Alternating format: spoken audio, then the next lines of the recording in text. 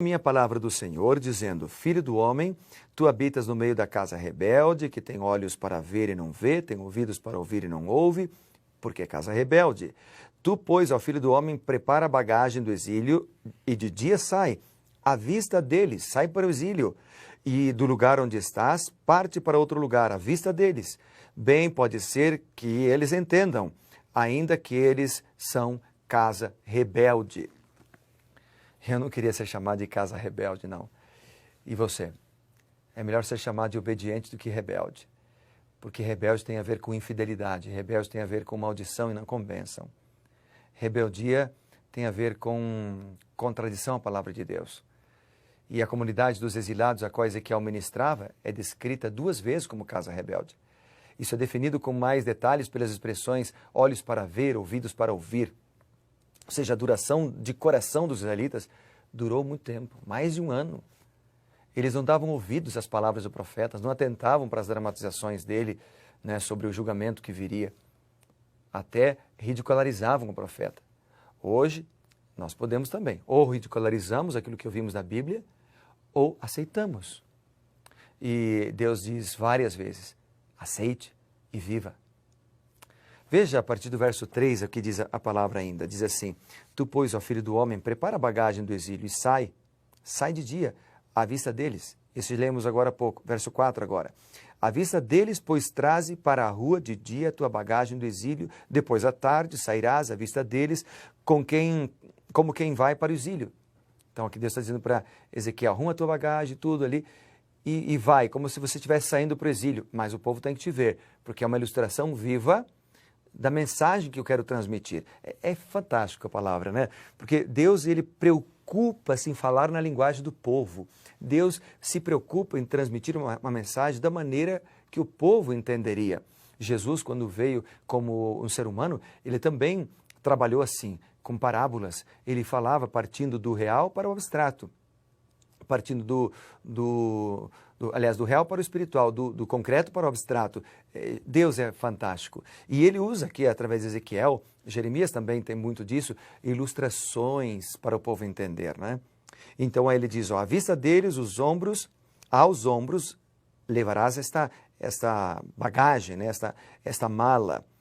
As escuras a transportarás, cobre o rosto, para que não vejas a terra, porque por sinal te pus a casa de Israel.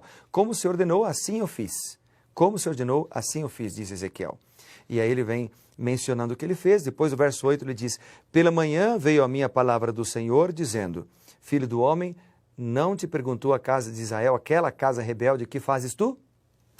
É interessante, né? A encenação realizada por Ezequiel era para advertir os exilados na Babilônia de que eles não deveriam esperar um retorno breve a Jerusalém.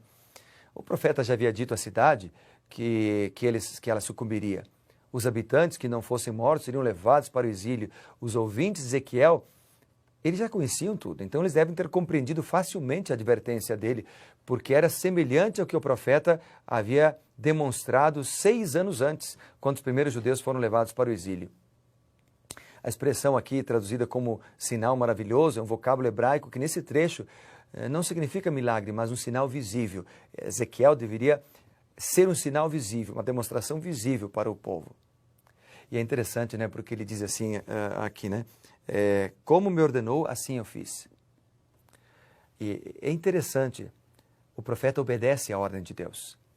Nosso segredo para a felicidade, para as bênçãos, é obedecer à ordem de Deus.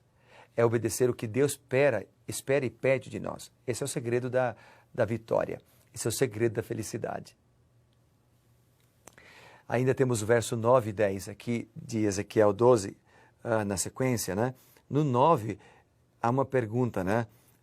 Então ele diz: pela manhã veio a minha palavra do Senhor, dizendo: filho do homem, não te perguntou a casa de Israel, o que fazes tu? Ou seja, os ouvintes de Ezequiel eram pessoas que já haviam experimentado o exílio, mas eram tão rebeldes e resistentes à mensagem que eles continuavam perguntando ao profeta com desdém: o que fazes tu? O que você está fazendo, rapaz?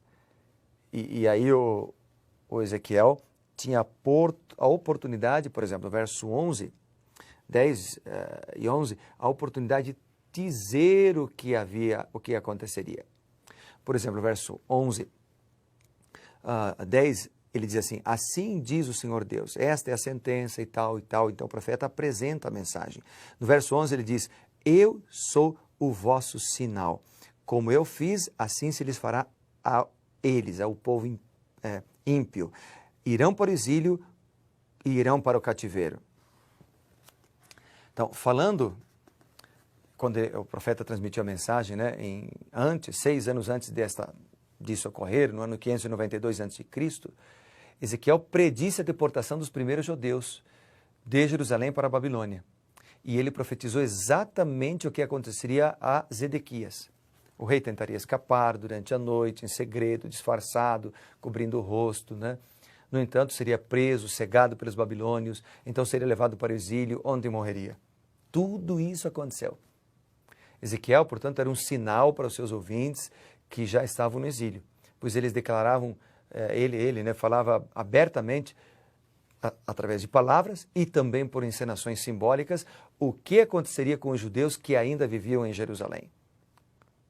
Então, amigos, o profeta enviado por Deus levava aqui uma mensagem de advertência, mas também de esperança.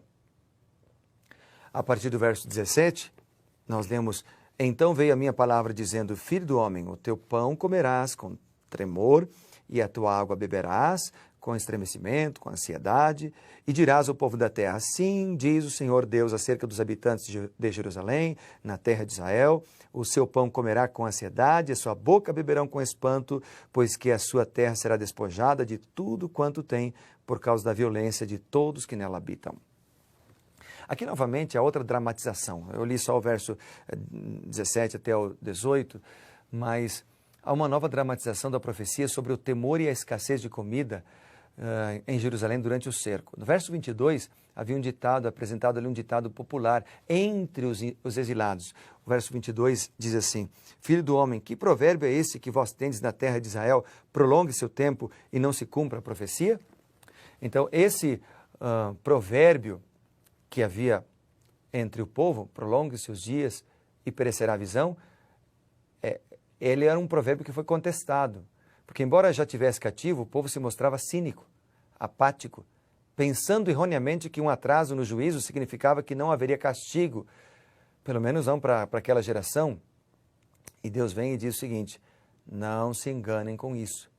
Depois do verso 23 até o 25, um provérbio antitético substitui o antigo e os falsos profetas que faziam oposição a Ezequiel deixam de profetizar.